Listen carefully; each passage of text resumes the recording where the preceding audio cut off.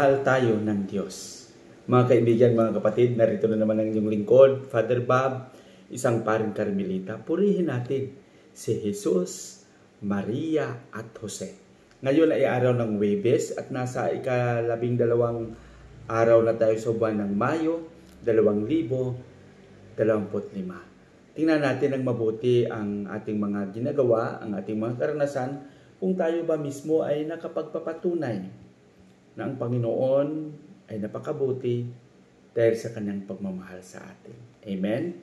Ang ating pagninilay sa araw na ito ay babahagi sa atin ni San Juan, Kapitulo 15, versikulo 9 hanggang 11. Sabi ng Panginoon dito sa ating Ebanghelyo, sinabihan niya ang kanyang mga alagad, gaya ng pagmamahal sa akin ng Ama, ako rin ay nagmamahal sa inyo. Manatili kayo sa aking pag-ibig. Sundin niyo ang aking mga utos at ang pagpapanatili niyo sa akin, sa aking pag-ibig at pagsunod sa kautusan, kayo ay mananatili sa kanyang pag-ibig. Kaya mga kaibigan, ito ay nagpapakita na ang ating Panginoon ay talagang nagkaroon ng tapat, nagkaroon ng malalim na pagmamahal sa nakakarami. At ang pagmamahal na ito ay talagang pinanindigan ni Jesus simula pa sa kanyang pangangaral hanggang sa kamatayan sa krus. Hindi nagbago ang kanyang pananaw. Ang pag-ibig na ito kailanman ay hindi nagbago. Kahit sa panahon na naging Judas tayo, kahit sa panahon na hindi tayo naging tapat sa Kanya.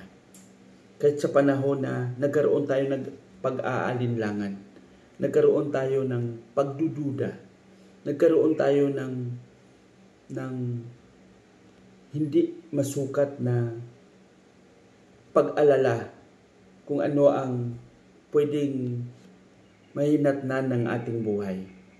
Ngunit si Jesus, kaya nagsinabi ko, sa simula pa lang, ay nagkaroon na siya ng panindigan sa pag-ibig na ito. Niyakap niya ang ating mga pagkakamali, niyakap niya ang lahat ng ating mga pagkukulang, at inunawa niya tayo, at ipinadama niya ang kanyang pagpapahalaga, ang kanyang pagmamahal sa atin.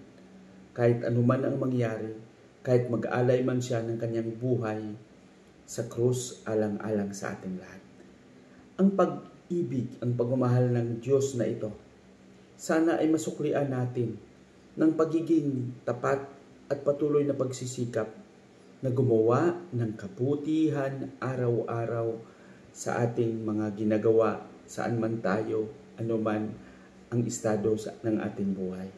Para sa akin, ito lang yung pinakamahalagang misyon na sana yung ating patuloy na pagsisikap na maging mabuti ang siyang maghari at mangingibabaw sa ating pagkatao.